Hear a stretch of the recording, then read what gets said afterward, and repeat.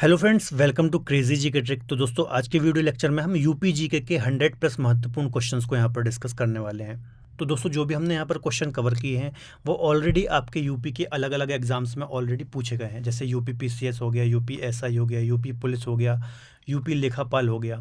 तो ऐसे अन्य एग्जामों में भी ये क्वेश्चन आए हुए हैं और आगे भी यूपी के जितने भी आपके एग्ज़ाम्स होते हैं उन एग्ज़ाम्स में भी यहाँ से क्वेश्चंस के आने की संभावना बहुत अधिक है। तो आप वीडियो को अंत तक ज़रूर देखिए, ये लेक्चर काफ़ी ज़्यादा बेनिफिशियल होने वाला है। तो चलिए स्टार्ट करते हैं आज के लेक्चर को। तो पहला क्वेश्चन है, सिराज ए हिंद के नाम से कौन सा नगर प्रसिद्ध है? तो काफ़ी इंपॉर्टेंट क्वेश्चन है और सिंपल क्वेश्चन भी है। तो इसका आंसर हो जाएगा सी, जौनपुर को सिराज ए हिंद या फिर पूर्व का सिराज की संज्ञा भी दी जाती है। थोड़ा सा हम जौनपुर के बारे में डिस्कस कर लेते हैं। देखिए, 1358 या फिर 1358 में फिरोज शाह तुगलक के द्वारा जौनपुर की स्थापना की गई थी। अपने भाई मोहम्मद बिन तुगलक, जिसका नाम जूना खां था, उसकी स्मृति में इसकी स्थापना की गई थी। इसके अलावा जो सार्की वंश का एक राजा था इब्राहिम शाह, इसके काल में इसे पूर्व का सिराज कहा जाता था क्योंकि इसके काल में कला संस्कृति का काफ़ी अधिक विकास हुआ था। तो ये सारी डिटेल जो हमारी यूपी जीके की सीरीज़ चल रही है उसमें हमने ऑलरेडी डिटेल में कवर की हुई है। तो यदि आपने मेरे यूपी जीके के लेक्चर नहीं देखे हैं तो आप हमारी यूपी जीके की प्लेलिस्ट को फॉलो कर सकते हैं और सारे लेक्चर आप वहाँ पर सीरीज से देख सकते हैं। अगला क्वेश्चन देखते हैं, हिंदू तथा ईरानी वास्तुकला का सर्वप्रथम समन्वय हमें उत्तर प्रदेश की किस इमारत में देखने को मिलता है? तो इसका आंसर हो जाएगा ताजमहल है। जो इसमें हमें हिंदू और ईरानी वास्तुकला का समन्वय देखने को मिलता है। इसके अलावा जो ताजमहल था इसके आर्किटेक्ट या फिर वास्तुकार कौन थे? तो उस्ताद अहमद लाहौरी इसके वास्तुकार थे या फिर आर्किटेक्ट थे। तो ये फैक्ट भी आपको याद रखना है। चलिए अगले क्वेश्चन की ओर चलते हैं। 1858 या फिर 1858 का महारानी विक्टोरिया का जो घोषणा पत्र था कहाँ पर पढ़ा गया था? तो ये भी काफ़ी सिंपल क्वेश्चन है और इम्पोर्टेंट भी है। तो आपको पता ही होगा, इलाहाबाद में दरबार लगाया गया था और यहाँ पर महारानी विक्टोरिया का घोषणा पत्र पढ़ा गया था। थोड़ा हम इसको समझ लेते थे कि 1 नवंबर 1858 को, है ना, 1 नवंबर 1858 को इलाहाबाद के मिंटो पार्क में इलाहाबाद दरबार लगाया गया था और जो उस टाइम वायसराय थे लॉर्ड कैनिंग, उन्होंने एक घोषणा पत्र पढ़ा था महारानी विक्टोरिया का। देखिए हुआ क्या था आपको पता होगा, है ना, 1857 की क्रांति के बाद जो यहाँ पर ईस्ट इंडिया कंपनी रूल कर रही थी, जो अपने यहाँ पर प्रशासन का संचालन कर रही थी, तो उसको समाप्त कर दिया जाता है और पूर्णतः ब्रिटिश क्राउन का यहाँ पर नियंत्रण स्थापित हो जाता है। तो इसी की घोषणा करने के लिए 1858 में इलाहाबाद में दरबार सजाया जाता है और लॉर्ड कैनिंग, ये जो महारानी विक्टोरिया का घोषणा पत्र था, उसको पढ़ते हैं। ठीक है, चलिए अगला क्वेश्चन देखते हैं। 1858 की क्रांति से निम्न में से कौन संबंधित नहीं है? तो देखिए, कुंवर सिंह भी हैं, आपको पता होगा। कुंवर सिंह जो थे इन्होंने बिहार से अपना प्रतिनिधित्व किया था 1857 की क्रांति में। इसके अलावा बेगम हजरत महल भी है, इन्होंने लखनऊ से अपना प्रतिनिधित्व किया था। मौलवी अहमदुल्लाह थे, इन्होंने फैज़ाबाद से अपना प्रतिनिधित्व किया था। इसके अलावा जो उधम सिंह थे, इनका 1857 की क्रांति से कोई संबंध नहीं था। तो इसका आंसर हो जाएगा डी, उधम सिंह, है ना। उधम सिंह के बारे में आपने जानते होंगे, अभी इनके बारे में मूवी भी आई थी। इन्होंने जो जनरल डायर थे इनको ब्रिटेन में जाकर के गोली मारी थी, है ना, जलियांवाला बाग हत्याकांड हुआ था उसका बदला लेने के लिए। चलिए अगला क्वेश्चन देखते हैं। कौन सा राज्य भारत का शक्कर का प्याला कहा जाता है या फिर शक्कर का प्याले की संज्ञा दी जाती है? तो सिंपल सा क्वेश्चन है, डी आंसर हो जाएगा। उत्तर प्रदेश को शक्कर का प्याला भी कहा जाता है। क्यों कहा जाता है? क्योंकि यहाँ पर गन्ने का उत्पादन बहुत अधिक होता है। आपको पता होगा जो उत्तर प्रदेश है गन्ने के उत्पादन में पहले स्थान पर आता है या फिर प्रथम स्थान पर आता है। और आपको पता है गन्ने से ही शक्कर बनती है, फिर शुगर बनती है ना। तो इसी कारण से शक्कर का प्याला उत्तर प्रदेश को कहा जाता है। इसके अलावा उत्तर प्रदेश गन्ना हो गया, गेहूं हो गया, इसके अलावा कुल खाद्यान्न हो गया, आलू हो गया, इन सभी फसलों में प्रथम स्थान पर आता है पूरे देश में। तो ये बात भी आपको याद रखनी है। अगला क्वेश्चन डिस्कस करते हैं। जौनपुर नगर किसकी याद में स्थापित किया गया था? तो पहले क्वेश्चन में ही मैंने आपको डिटेल बताई थी कि जो जौनपुर नगर है ये मोहम्मद बिन तुगलक, जिसका नाम जूना खां भी था, फिरोज शाह तुगलक का चचेरा भाई था, इसकी याद में ही फिरोज शाह तुगलक ने जौनपुर नगर की स्थापना की थी। तो इसका आंसर हो जाएगा मोहम्मद बिन तुगलक। चलिए अगला क्वेश्चन देखते हैं। उत्तर प्रदेश के दक्षिण में स्थित पठारी भूभाग को किस नाम से जाना जाता है? तो बहुत सिंपल सा क्वेश्चन है, आपको पता ही होगा। इसका आंसर हो जाएगा बुंदेलखंड का पठार। ठीक है, तो बुंदेलखंड का पठार, सिंपल सा क्वेश्चन था। अगला क्वेश्चन देखते हैं। प्रदेश के किस जिले में सर्वाधिक वर्षा होती है? तो इसका आंसर हो जाएगा ए, गोरखपुर जिले में सर्वाधिक वर्षा हमें देखने को मिलती है। ठीक है, देखिए जब मैं आपको ये मानसून पढ़ा रहा था उत्तर प्रदेश का, या फिर जलवायु पढ़ा रहा था, क्लाइमेट पढ़ा रहा था, तब मैंने आपको बहुत अच्छे से समझाया था। जो उत्तर प्रदेश के, आप यदि यूपी के मैप में लोकेशन देखेंगे तो वो उत्तर पूर्व दिशा में स्थित है ना। और मैंने आपको बताया था कि जो उत्तर प्रदेश है इसके उत्तर पूर्व हो गया, पूर्वी उत्तर प्रदेश हो गया, इसके अलावा उत्तर प्रदेश का तराई क्षेत्र हो गया, इन क्षेत्रों में बहुत अधिक वर्षा होती है। और चूंकि गोरखपुर उत्तर पूर्व में स्थित है, इस कारण से यहाँ पर अत्यधिक वर्षा होती है। लगभग 184.7 सेंटीमीटर हमें वर्षा देखने को मिलती है। और न्यूनतम वर्षा की बात की जाए तो मथुरा में हमें न्यूनतम वर्षा देखने को मिलती है 54.4 सेंटीमीटर। ठीक है, देखिए मथुरा में कम वर्षा क्यों होती है, क्योंकि ये उत्तर प्रदेश के पश्चिम या फिर दक्षिण पश्चिम वाले क्षेत्र में स्थित है ना, इसलिए यहाँ पर कम वर्षा होती है। और ये उत्तर पूर्व में, इसलिए यहाँ पर अधिक वर्षा होती है। तो ये सारी डिटेलिंग मैंने आपको ऑलरेडी पढ़ा रखी है। जिन भी बच्चों ने मेरी यूपी जीके की प्लेलिस्ट को फॉलो नहीं किया है तो वो आप फॉलो कर सकते हैं। तो दोस्तों अगले क्वेश्चन को डिस्कस करने से पहले मैं आपको थोड़ा सा अपडेट दे दूं। यदि आप मुझसे ज्योग्राफी पढ़ना चाहते हैं तो आप रूट एप्लीकेशन पर मुझसे ज्योग्राफी पढ़ सकते हैं, है ना। वहाँ पर आपको लाइव लेक्चर मिल जाएंगे, आपको मुझसे पर्सनल इंटरेक्शन करने को मिल जाएगा। सारे जितने भी टॉपिक हम पढ़ेंगे उसकी PDF आपको अवेलेबल हो जाएगी। इसके अलावा उसके टेस्ट भी आपको अवेलेबल हो जाएंगे और उसका डिस्कशन भी आपको मिल जाएगा। इसके अलावा अलग अलग सब्जेक्ट भी अलग अलग एक्सपर्ट फैकल्टी के द्वारा पढ़ाए जा रहे हैं, जैसे अर्थमेटिक हो गया, पॉलिटी हो गया, साइंस हो गया, हिस्ट्री हो गया। तो आप एक बार रूट एप्लीकेशन को विजिट ज़रूर करें, सारी डिटेल आपको वहाँ पर मिल जाएगी। इसके अलावा दोस्तों रूट एप्लीकेशन पे आप जब जाएंगे, ओपन करेंगे, तो यहाँ 3 डॉट वाले ऑप्शन में आपको स्टडी मटेरियल में डेली करंट अफेयर का वीडियो बिल्कुल फ्री में मिल जाएगा। इसके अलावा फ्री टेस्ट में आपको डेली PDF मिल जाएगी डेली करंट अफेयर की, और फ्री क्विज़ भी मिल जाएंगे सारे सब्जेक्ट के। तो एक बार आप हमारे रूट एप्लीकेशन को विजिट ज़रूर कीजिए, लिंक आपको डिस्क्रिप्शन बॉक्स में मिल जाएगी। चलिए अगला क्वेश्चन देखते हैं। उत्तर प्रदेश में जनसंख्या में दशकीय वृद्धि दर सर्वाधिक कब दर्ज की गई थी, है ना। तो अच्छा क्वेश्चन है।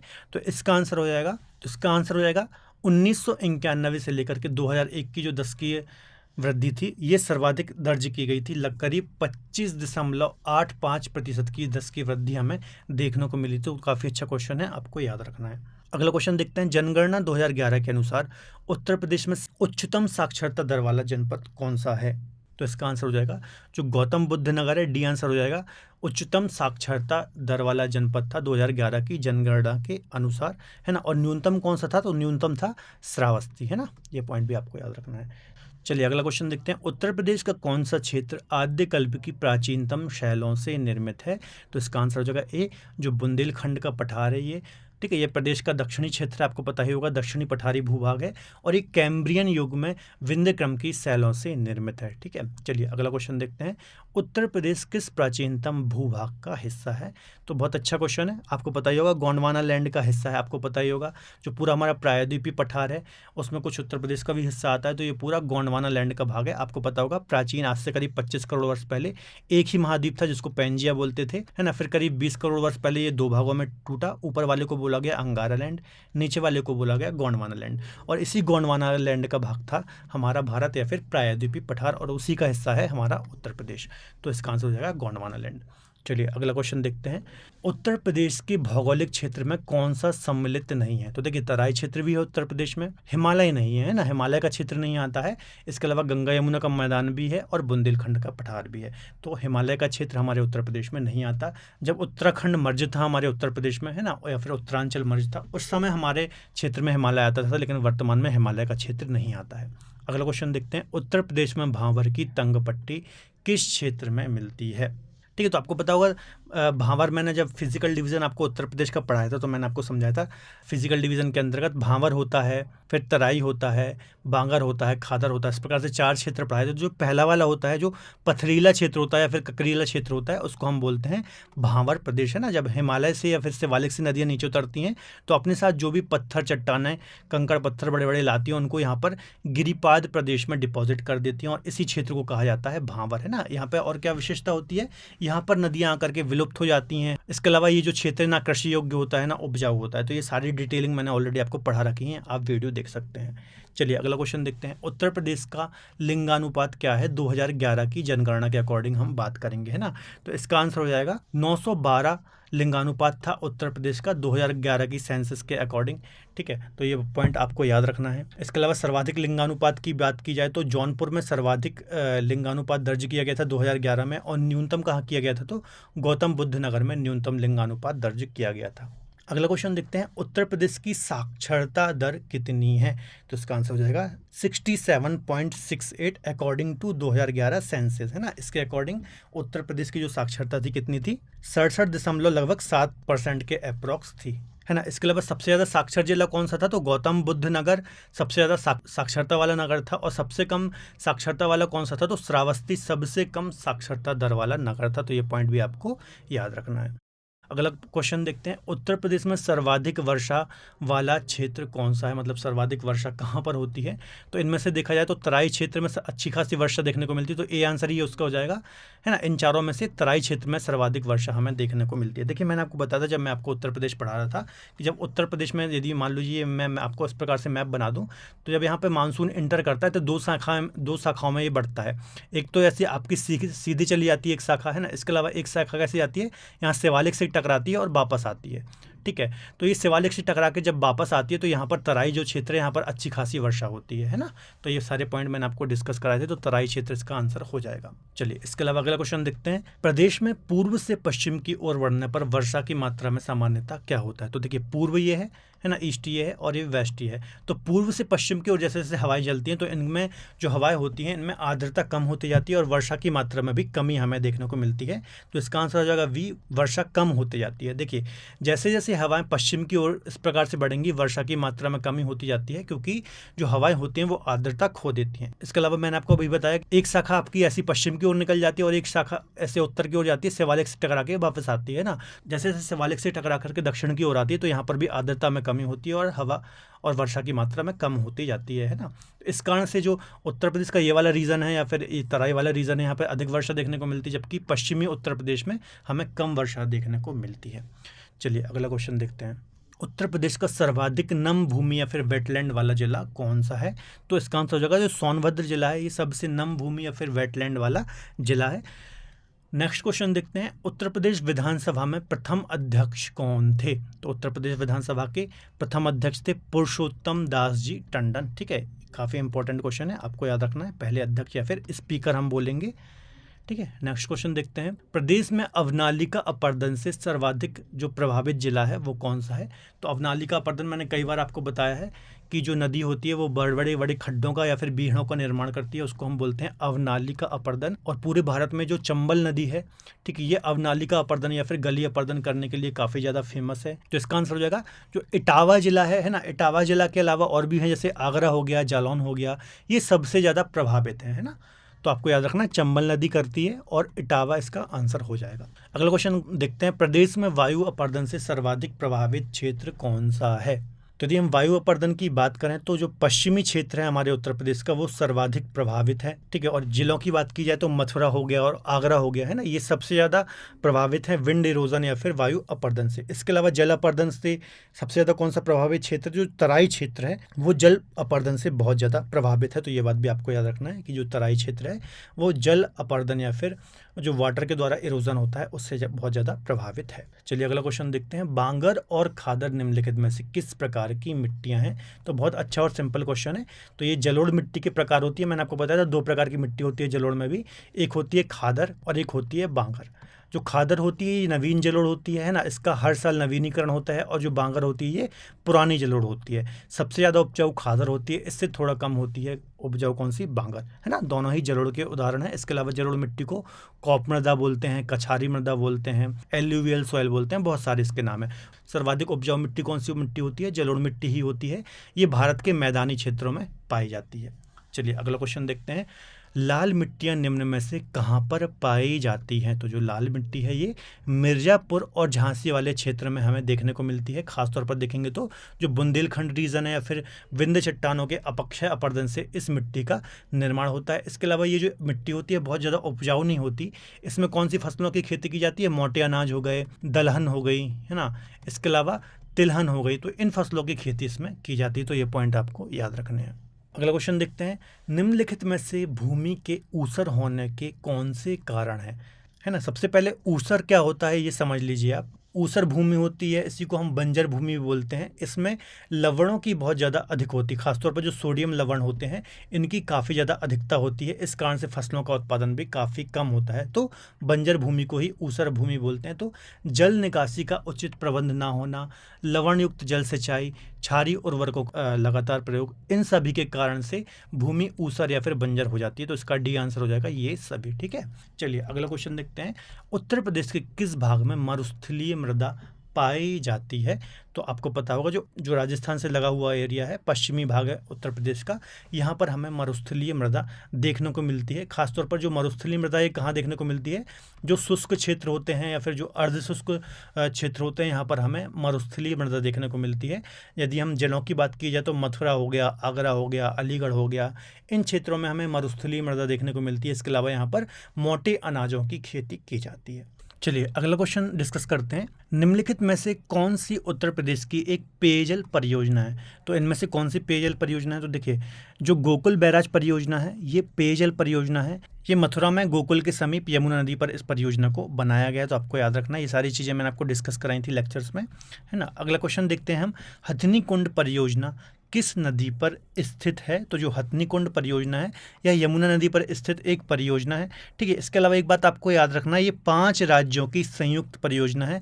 हिमाचल प्रदेश, हरियाणा, इसके अलावा दिल्ली, यूपी और राजस्थान। तो ये 5 राज्यों की संयुक्त परियोजना है, आपको याद रखना है। और वर्तमान में इसे ताजेवाला बैराज के नाम से भी जाना जाता है, तो काफ़ी इंपॉर्टेंट है, आपको याद रखना है। ताजेवाला परियोजना या फिर हथनी कुंड परियोजना, इसका निर्माण कब हुआ था? तो इसका निर्माण हुआ था 1872 या फिर 1872 में इसका निर्माण हुआ था। अगला क्वेश्चन देखते हैं। निम्नलिखित में से कौन सा सुमेलित नहीं है? तो देखिए, माता टीला बांध, बेतवा नदी बिल्कुल सही है। रिहंद बांध, रिहंद नदी बिल्कुल सही है। रानी लक्ष्मीबाई, बेतवा नदी, ये भी बिल्कुल सही है ना। राजघाट जो बांध है ये गलत हो जाएगा, ये यमुना नदी पर नहीं है। ठीक है, ये भी किस पे है? ये भी बेतवा नदी पर स्थित है, तो ये बात आपको याद रखना है। यूपी और एमपी की संयुक्त परियोजना है राजघाट बांध। इसके अलावा इसका निर्माण कहाँ किया गया है? तो ललितपुर में, यूपी ललितपुर में इसका निर्माण कराया गया है। 1958 में इसका निर्माण कराया गया था, तो ये सारी डिटेल भी आपको याद रखनी है। अगला क्वेश्चन देखते हैं। फुलहर झील भारत के किस राज्य में स्थित है? तो फुलहर झील उत्तर प्रदेश में स्थित है। सिंपल सा क्वेश्चन है। ठीक है, पीलीभीत जिले के अंतर्गत ये आती है। अगला क्वेश्चन देखते हैं। खातिमा जल विद्युत केंद्र किस नहर पर स्थित है? तो जो खातिमा जल विद्युत केंद्र है ये शारदा नहर, बी आंसर इसका बिल्कुल सही हो जाएगा, शारदा नहर पर स्थित है। यह प्रदेश की सबसे लंबी नहर है, ये बात आपको याद रखना है। इसके अलावा इसकी यदि लंबाई की बात करूँ तो 12,368 किलोमीटर लगभग इसकी लंबाई है। इसकी शाखाओं और प्रशाखाओं सहित, देखिए शाखा प्रशाखा क्या होती है? एक मान लीजिए नहर होती है, जैसे मान लीजिए एक मेन नहर है ना, इसकी बहुत सारी शाखाएं भी होती है। जैसे मान लीजिए यहाँ पर कोई क्षेत्र है तो इसको जोड़ दिया गया, फिर इससे यहाँ पर जोड़ दिया गया, तो इसकी शाखाओं और प्रशाखाओं के सहित इसकी जो लंबाई है ये कितनी है? 12,368 किलोमीटर, आपको याद रखना है। सबसे लंबी नहर है ये प्रदेश की।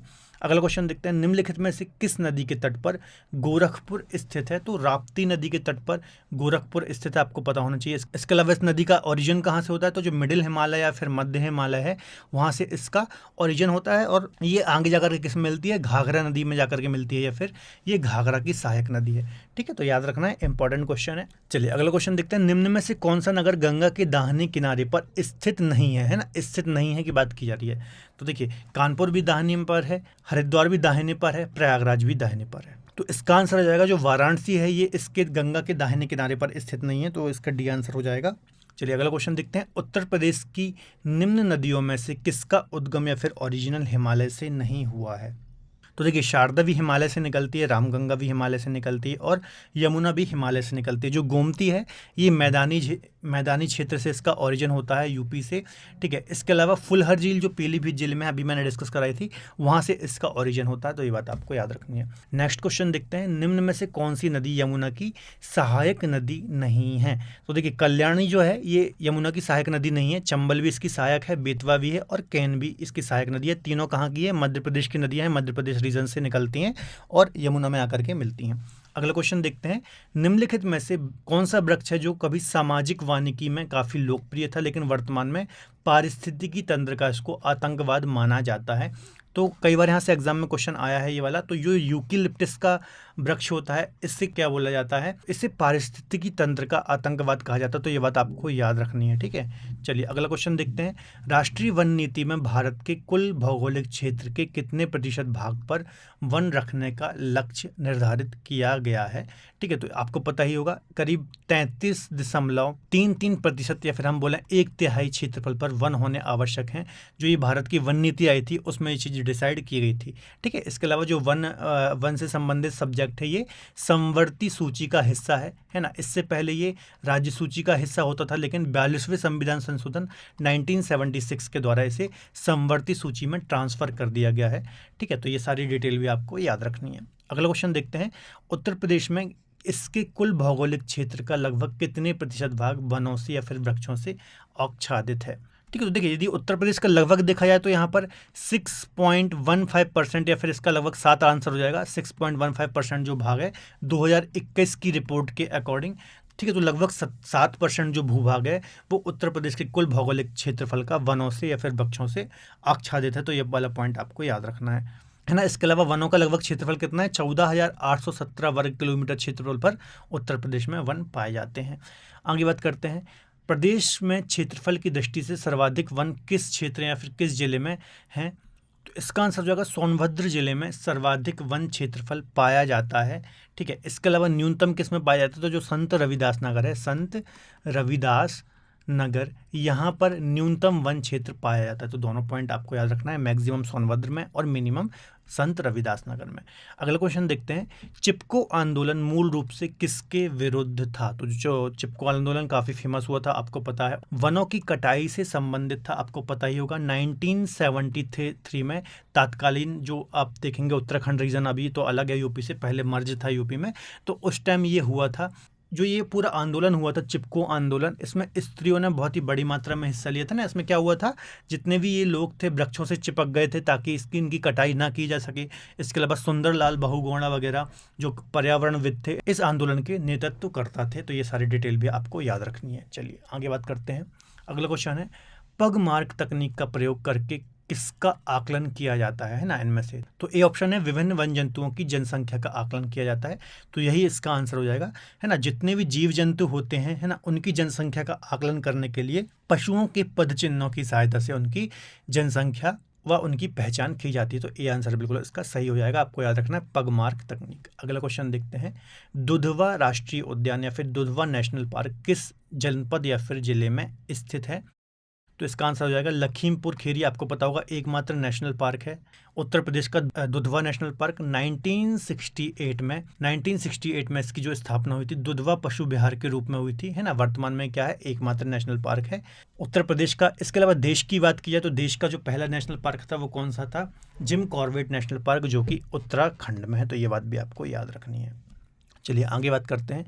प्रदेश में सर्वप्रथम किस पक्षी विहार की स्थापना की गई थी, ठीक है। तो प्रदेश में सर्वप्रथम किसकी की गई थी, नवाबगंज पक्षी विहार की स्थापना सर्वप्रथम की गई थी। कहाँ पर है ये, उन्नाव जिले के अंतर्गत आता है। इसके अलावा 1984 में इसकी स्थापना की गई थी और ये प्रदेश का सबसे पुराना पक्षी विहार है। वर्तमान में इसका नाम क्या है, तो शहीद चंद्रशेखर आज़ाद पक्षी विहार इसका नाम है। तो ये कुछ अन्य डिटेल भी आपको थोड़ा दिमाग में रखनी है ना। अगला क्वेश्चन देखते हैं। प्रदेश का सर्वाधिक विस्तृत पक्षी विहार या फिर सबसे बड़ा अकॉर्डिंग टू एरिया पक्षी विहार कौन सा है, तो इसका आंसर हो जाएगा सी लाखवासी जो पक्षी विहार है प्रदेश का सबसे बड़ा पक्षी विहार है। ये कहाँ पर आता है, ये कन्नौज के अंतर्गत आता है। इसके अलावा इसका एरिया इंपॉर्टेंट है क्योंकि सबसे बड़ा है, तो 18.23 वर्ग किलोमीटर क्षेत्रफल पर ये फैला हुआ है और 1988 में इसकी स्थापना हुई थी, ठीक है। तो ये सारी डिटेल आपको याद रखनी है, इंपॉर्टेंट है। अगला क्वेश्चन देखते हैं। प्रदेश का सबसे बड़ा वन्य जीव विहार कौन सा है, तो प्रदेश का सबसे बड़ा वन्य जीव विहार कौन सा है, तो हस्तिनापुर वन्य जीव विहार है। ये प्रदेश का सबसे बड़ा वन्य जीव विहार है। एरिया इसका कितना है, तो 2073 वर्ग किलोमीटर इसका क्षेत्रफल या फिर एरिया है। तो आपको ये बात भी याद रखनी है। अगला क्वेश्चन देखते हैं। राज्य में एक बब्बर शेर सफारी है, वो कहाँ स्थापित की गई है, तो इसका आंसर हो जाएगा सी इटावा में बब्बर शेर सफारी को स्थापित किया गया है, ठीक है। अगला क्वेश्चन देखते हैं। राष्ट्रीय चंबल अभ्यारण्य निम्नलिखित में से किस राज्य का हिस्सा नहीं है, तो इसका आंसर हो जाएगा जो राष्ट्रीय चंबल अभ्यारण्य ये उत्तर प्रदेश का भी हिस्सा है, इसके अलावा मध्य प्रदेश का भी है, राजस्थान का भी है, हरियाणा का यह हिस्सा नहीं है। तो 3 राज्यों के अंतर्गत इसकी प्रशासन की व्यवस्था है, तो आपको याद रखना है। ठीक है, इसके अलावा यूपी की ये इटावा और आगरा जिलों के अंतर्गत आता है, तो आपको ये बात भी याद रखनी है ना। अगला क्वेश्चन देखते हैं, उत्तर प्रदेश में सस्य जलवायु क्षेत्रों की संख्या कितनी है? तो उत्तर प्रदेश में जो सस्य जलवायु या फिर कृषि जलवायु क्षेत्र हैं वो कितने हैं? 9 भागों में बांटा गया है उत्तर प्रदेश की जलवायु क्षेत्रों को। इसके अलावा भारत के जो सस्य जलवायु क्षेत्र हैं वो कितने भागों में बांटा गया? तो 15। भारत को 15 सस्य जलवायु क्षेत्रों में बांटा गया है और उत्तर प्रदेश को 9 सस्य जलवायु क्षेत्रों में बांटा गया है। कृषि जलवायु क्षेत्र भी इनको हम बोल सकते हैं।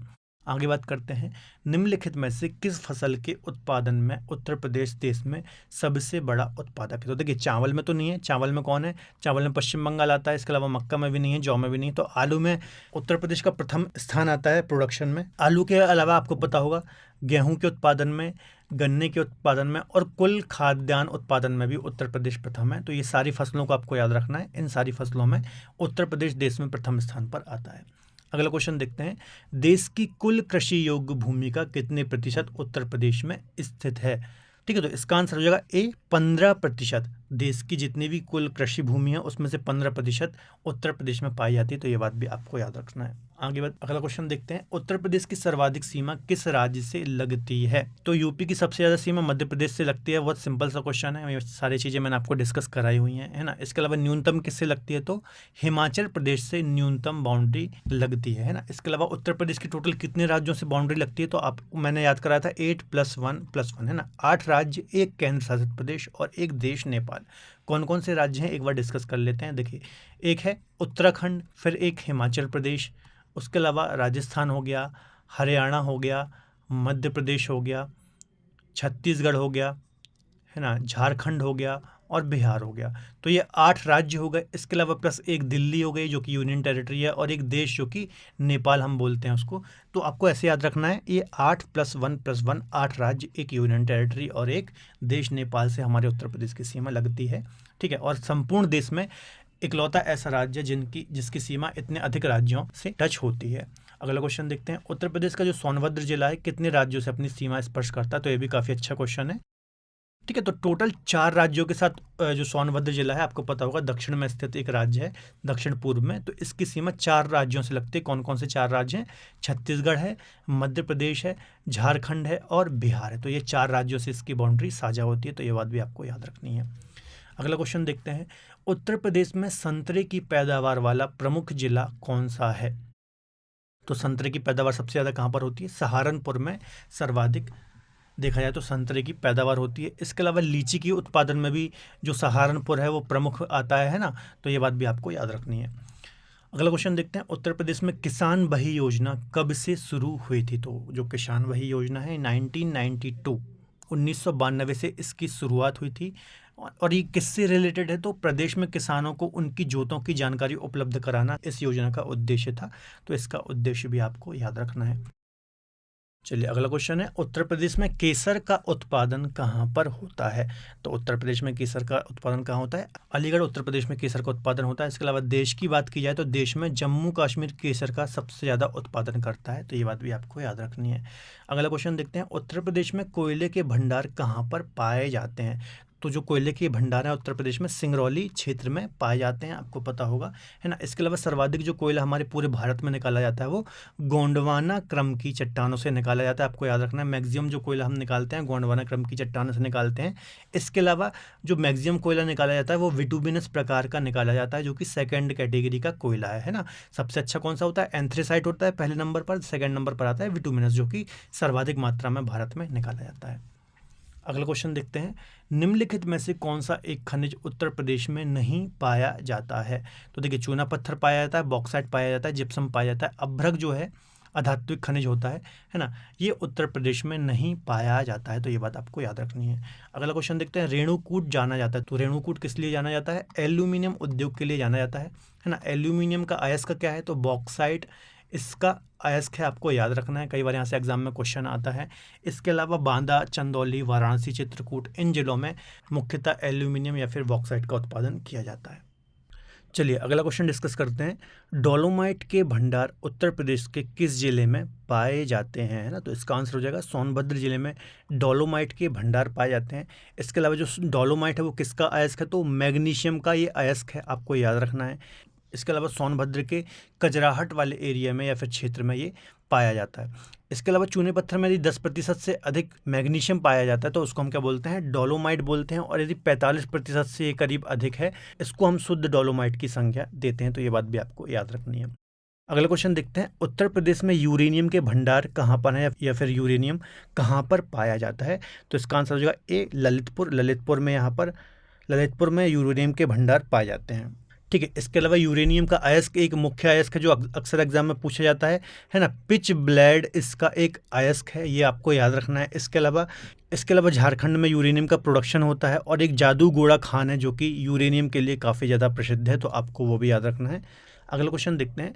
उत्तर प्रदेश में पाए जाने वाले प्रमुख खनिज कौन कौन से हैं। तो इनमें से कौन से खनिज उत्तर प्रदेश में मुख्यतः पाए जाते हैं। तो उसकी देखिए, तांबा ग्रेफाइट उतना ज़्यादा नहीं पाया जाता, लाइमस्टोन डोलोमाइट ये भी नहीं होगा, रॉक फॉस्फेट और डोलोमाइट, तो ये बिल्कुल सही हो जाएगा। रॉक फॉस्फेट और डोलोमाइट उत्तर प्रदेश में पाए जाते हैं। ठीक है, सी आंसर इसका हो जाएगा। अगला क्वेश्चन देखते हैं हम।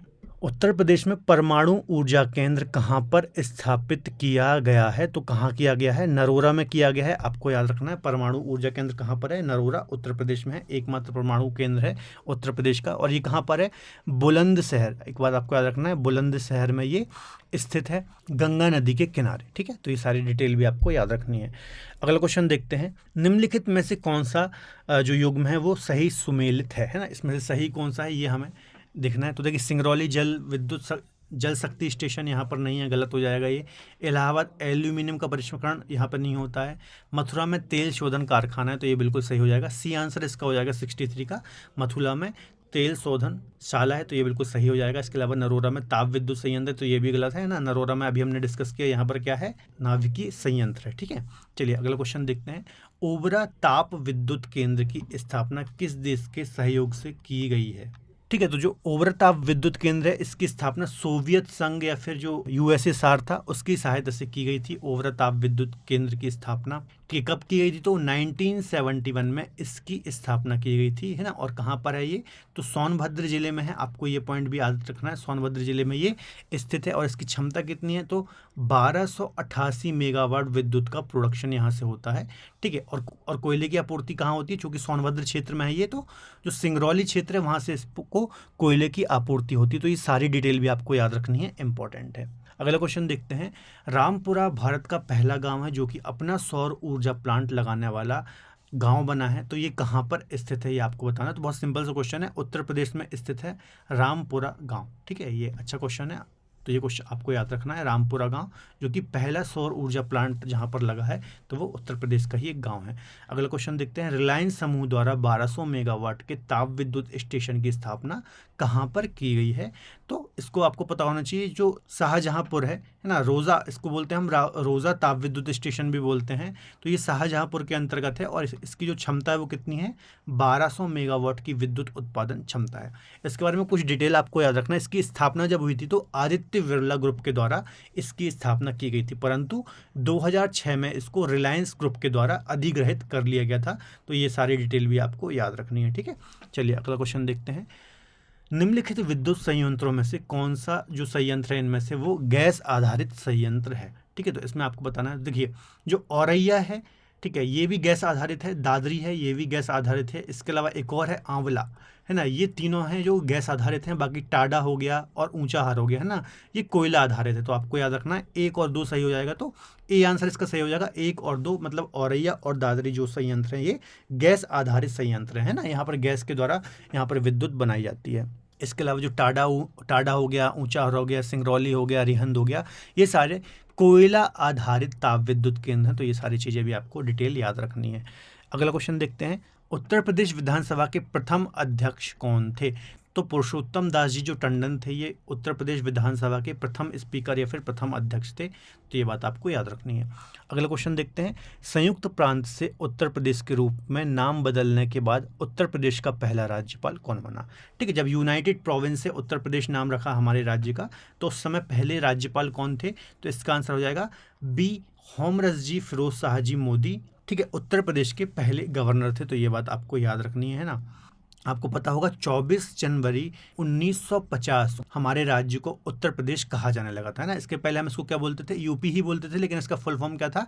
United province. और फिर बाद में इस डेट को क्या हो गया? उत्तर प्रदेश, है ना।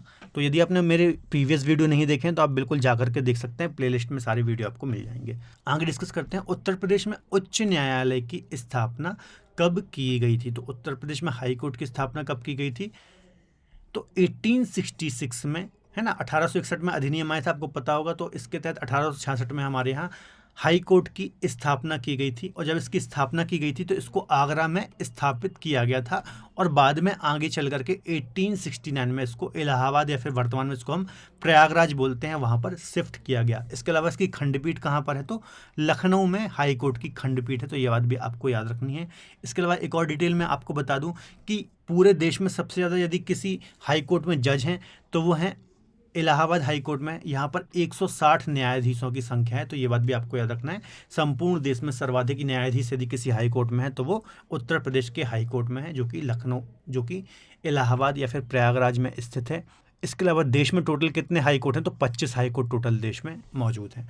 अगला क्वेश्चन देखते हैं, स्वतंत्रता के पश्चात उत्तर प्रदेश के प्रथम मुख्य न्यायाधीश या फिर चीफ जस्टिस कौन थे? तो अच्छा क्वेश्चन है। इसका आंसर हो जाएगा डी, विधु भूषण मलिक थे। ये विधु भूषण मलिक स्वतंत्रता पश्चात उत्तर प्रदेश के प्रथम मुख्य न्यायाधीश थे, तो इनका नाम भी आपको याद रखना है, इंपॉर्टेंट है। उत्तर प्रदेश में लोकायुक्त का पद कब सृजित किया गया? तो इसका आंसर हो जाएगा 1975 में उत्तर प्रदेश में लोकायुक्त का पद सृजित किया गया था, है ना। अगला क्वेश्चन देखते हैं, भारत के पंचायती राज व्यवस्था का वास्तुकार या फिर शिल्पी किसे कहा जाता है? तो BR मेहता, या फिर इनका फुल नेम क्या था? बलवंत राय मेहता। ठीक है, 1957 में ये कमेटी बनी थी, आपको पता होगा, जो कि पंचायती राज से रिलेटेड थी, और इसने त्रिस्तरीय पंचायत की व्यवस्था के बारे में बताया था। जो वर्तमान में हम देखते हैं पूरे देश में त्रिस्तरीय पंचायत व्यवस्था, तो वो इसी कमेटी BR मेहता कमेटी के द्वारा ही सुझाव दिया गया था इस व्यवस्था का।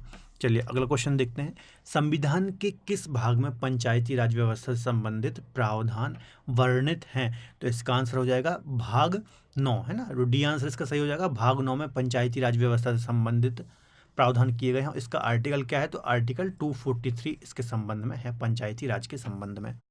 नेक्स्ट क्वेश्चन देखते हैं, उत्तर प्रदेश में प्रथम निर्यात संवर्धन औद्योगिक पार्क कहाँ पर स्थापित किया गया है? तो कहाँ किया गया है? ये आगरा में स्थापित किया गया है, आपको याद रखना है। अगला क्वेश्चन देखते हैं, निम्न में से किसके लिए फर्रुखाबाद जाना जाता है? तो ये किसके लिए जाता है? छपाई फार्मा उद्योग के लिए जो फर्रुखाबाद है ये जाना जाता है, तो ये आपको फैक्ट है, याद रखना है। अगला क्वेश्चन देखते हैं, उत्तर प्रदेश खादी ग्रामोद्योग बोर्ड की स्थापना कब की गई थी? तो उत्तर प्रदेश के खादी ग्रामोद्योग बोर्ड की स्थापना 1960 में की गई थी, 1960 में की गई थी। देखिए इसका उद्देश्य क्या है? खादी ग्रामोद्योग बोर्ड का ग्रामीण क्षेत्रों में छोटे छोटे उद्योगों, ठीक है, तथा कम पूंजी निवेश के उद्योगों को शामिल करना या फिर स्थापित करना, और रोजगार के अवसरों को उपलब्ध कराना ग्रामीण क्षेत्र में, है ना। और जो ग्रामीण अर्थव्यवस्था है इसको मजबूत करना, तो ये सभी इसके उद्देश्य थे, आपको याद रखना है। चलिए अगला क्वेश्चन है, उत्तर प्रदेश में सॉफ्टवेयर तथा बिजनेस प्रोसेस आउटसोर्सिंग उद्योग का सबसे बड़ा केंद्र कहाँ पर स्थित है? तो इसका आंसर हो जाएगा सी, नोएडा में स्थित है इसका सबसे बड़ा केंद्र, है ना। इसके अलावा आपको पता होगा नोएडा प्रदेश का प्रथम औद्योगिक विकास प्राधिकरण है, इसके अलावा प्रथम औद्योगिक शहर भी है, ठीक है। इसके अलावा देश का दूसरा सबसे बड़ा सॉफ्टवेयर निर्यात क्षेत्र, या फिर हम बोलेंगे software technology park of India, Noida में स्थित है, तो ये डिटेल भी आपको याद रखनी है। अगला क्वेश्चन देखते हैं, निम्नलिखित युग्मों में से कौन सा सही सुमेलित नहीं है? तो देखिए नोएडा सॉफ्टवेयर IT उद्योग बिल्कुल सही है, सीतापुर प्लाईवुड उद्योग ये भी सही हो जाएगा, गोरखपुर में खेलकूद तो ये गलत हो जाएगा, तो यहाँ इसका सी आंसर हो जाएगा। इसके अलावा वाराणसी रेशम उद्योग ये भी बिल्कुल सही हो जाएगा, ठीक है। तो जो खेलकूद का सामान बनाया जाता है वो फिरोज़ाबाद में बनाया जाता है, फिरोज़ाबाद, तो ये डिटेल आपको याद रखनी है, ठीक है। अगला क्वेश्चन देखते हैं, निम्नलिखित में से कौन सही सुमेलित नहीं है? डीजल लोकोमोटिव कारखाना वाराणसी बिल्कुल सही हो जाएगा। इंडियन टेलीफोन इंडस्ट्री नैनी बिल्कुल सही हो जाएगा। मॉडर्न बेकरी लखनऊ, है ना, तो ये गलत हो जाएगा, यही सही सम्मिलित नहीं है। इसके अलावा तेल शोधक संयंत्र भी मथुरा में है, तो सी आंसर इसका हो जाएगा। अगला क्वेश्चन देखते हैं, उत्तर प्रदेश के किस नगर को पीतल नगरी या फिर पीतल की नगरी भी कहा जाता है। तो कई बार ये क्वेश्चन एग्जाम में पूछा जाता है यहाँ से, तो इसका आंसर हो जाएगा डी, मुरादाबाद को पीतल नगरी या फिर पीतल की नगरी कहा जाता है, क्योंकि यह देश और विदेश में अपने पीतल के बेहतरीन उत्पादों के लिए जाना जाता है। तो ये बात आपको याद रखनी है।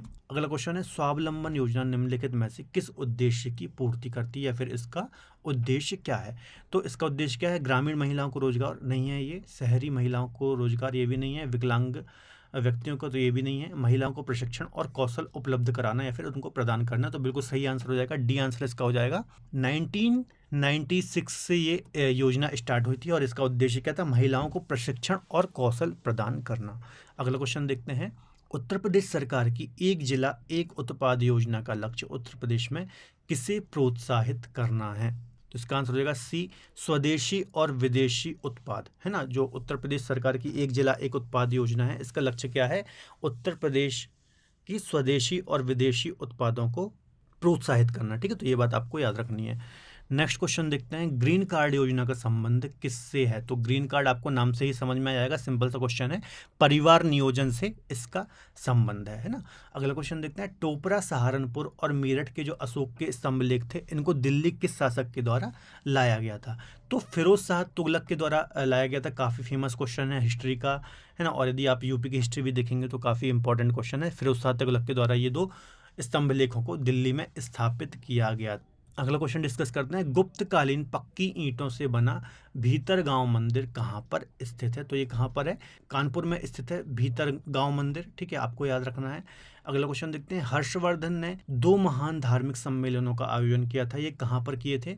तो ये भी अच्छा क्वेश्चन है और काफ़ी इंपॉर्टेंट क्वेश्चन है। कन्नौज और प्रयाग में हर्षवर्धन ने अपने 2 प्रमुख जो धर्म सम्मेलन थे इनका आयोजन किया था। आपको पता होगा हिस्ट्री में वर्धन वंश का एक महान शासक था हर्ष, तो इसने कन्नौज और प्रयाग में 2 धर्म सम्मेलनों का आयोजन करवाया था। अगला क्वेश्चन देखते हैं, क्षेत्रफल की दृष्टि से उत्तर प्रदेश का भारत में कौन सा स्थान है। तो बहुत सिंपल क्वेश्चन है, सी आंसर हो जाएगा। 4th स्थान आता है। देखिए सबसे बड़ा कौन सा है, राजस्थान, सेकंड पर आता है मध्य प्रदेश, फिर आता है महाराष्ट्र, फिर आता है हमारा यूपी और फिर 5th नंबर पर आता है गुजरात, है ना। तो ये 5 राज्य आपको पता होने चाहिए, कई बार यहाँ से एग्जाम में क्वेश्चन पूछ लेते हैं या फिर इस प्रकार में जमाने को दे देते हैं। अगला क्वेश्चन देखते हैं, राज्य का नाम उत्तर प्रदेश कब से पड़ा, है ना। तो 24 जनवरी 1950 से हमारा जो राज्य है इसका नाम उत्तर प्रदेश पड़ा, यूपी। इसके पहले इसको यूनाइटेड प्रोविंस के नाम से जानते थे, तो ये डिटेल आपको पता ही होगा, सिंपल सा क्वेश्चन है। अगला क्वेश्चन देखते हैं, उत्तर प्रदेश को पूर्व में किस नाम से जाना जाता था। तो उत्तर प्रदेश को पहले यूनाइटेड प्रोविंस के नाम से जाना जाता था। अभी मैंने आपको बताया 24 जनवरी 1950 को इसको उत्तर प्रदेश नाम दिया गया, इसके पहले इसको यूनाइटेड प्रोविंस यूपी कहा जाता था। उत्तर प्रदेश का जनसंख्या घनत्व या फिर पॉपुलेशन डेंसिटी कितनी है। तो इसका आंसर हो जाएगा सी, 829 व्यक्ति पर वर्ग किलोमीटर में यहाँ पर निवास करते हैं, है ना। तो ये फैक्ट है, आपको थोड़ा दिमाग में रखना है। ये 2011 की जनगणना के अनुसार डेटा है, आपको याद रखना है। अगला क्वेश्चन देखते हैं, भारतीय राष्ट्रीय कांग्रेस के 1905 के बनारस अधिवेशन की अध्यक्षता किसने की थी। तो किसने की थी, गोपाल कृष्ण गोखले ने की थी, है ना। ये सारी चीज़ें मैंने ऑलरेडी आपको यूपी जीके में पढ़ा रखी हैं। तो यदि आपने मेरे यूपी जीके के लेक्चर नहीं देखे हैं तो आप हमारी यूपी जीके की प्लेलिस्ट को फॉलो कर सकते हैं, सारे वीडियो आपको वहाँ पर मिल जाएंगे। अगला क्वेश्चन है, भारत कला भवन कहाँ पर स्थित है। तो भारत कला भवन कहाँ पर है, सी आंसर हो जाएगा इसका, वाराणसी में ये स्थित है। ठीक है, देखिए 1950 में काशी हिंदू विश्वविद्यालय में भारत कला भवन की स्थापना की गई थी। इसके अलावा जो भारत कला भवन है यह भारत के विशालतम चित्रकला संग्रहालयों में से एक है। तो ये पॉइंट भी आपको याद रखना है, इंपॉर्टेंट है। अगला क्वेश्चन देखते हैं, चित्रकला की मुगल शैली का आरंभ किसने किया। तो चित्रकला की मुगल शैली थी, इसका आरंभ किसने किया था, हुमायूं ने किया था। सी आंसर इसका हो जाएगा। इसके अलावा इसको आगरा शैली के नाम से भी जाना जाता है, तो ये पॉइंट भी आपको याद रखना है। अगला क्वेश्चन देखते हैं, उत्तर प्रदेश के निम्न में से किस शहर में राजकीय कला एवं शिल्प महाविद्यालय स्थित है। तो इसका आंसर हो जाएगा डी, लखनऊ में ये स्थित है, आपको याद रखना है राजकीय कला और शिल्प महाविद्यालय। देखिए 1911 में लखनऊ में कला शिल्प महाविद्यालय की स्थापना की गई थी, तो ये पॉइंट आपको याद रखना है। अगला क्वेश्चन देखते हैं, प्रसिद्ध चरकुला नृत्य कहाँ से संबंधित है। तो काफ़ी इंपॉर्टेंट क्वेश्चन है, कई बार देखिए एग्जाम में आया हुआ है। तो ब्रजभूमि से संबंधित है ये वाला नृत्य, तो आपको याद रखना है चरकुला नृत्य कहाँ पर किया जाता है, ब्रजभूमि में किया जाता है। अगला क्वेश्चन देखते हैं, ठुमरी गायिका जो गिरिजा देवी है, इनका संबंध कहाँ से है? तो आपको पता ही होगा, आसान सा क्वेश्चन है, बनारस घराने से इनका संबंध है। ठीक है, ठुमरी के बारे में आपको पता होगा, गाने का एक तरीका होता है जिसको हम ठुमरी गायन बोलते हैं। तो गिरिजा देवी का संबंध किससे है? बनारस घराने से इनका संबंध है। चलिए अगला क्वेश्चन देखते हैं, संगीत की शिक्षा के लिए उत्तर प्रदेश में पहला संगीत महाविद्यालय कौन सा है? तो इसका आंसर हो जाएगा सी, भारत खंडे हिंदुस्तानी संगीत महाविद्यालय, है ना। आप ठीक है, आपको पता ही होगा, भारत खंडे जो थे ये मशहूर संगीतकार थे। इसके अलावा ये कहाँ पर है? तो लखनऊ में इसे स्थापित किया गया था 1926 में। तो ये डिटेल आपको याद रखनी है। अगला क्वेश्चन देखते हैं, अमीर खुसरो ने किसके विकास में अग्रगामी भूमिका को निभाया था? तो इसका आंसर हो जाएगा, तो खड़ी बोली के विकास में अमीर खुसरो को श्रेय दिया जाता है। इसके अलावा जो अमीर खुसरो थे, इनका संबंध यूपी से है, यूपी में इनका जन्म हुआ था। इसके अलावा इन्होंने 8 सुल्तानों का मध्यकाल में शासन देखा था। तो ये बात भी आपको याद रखनी है।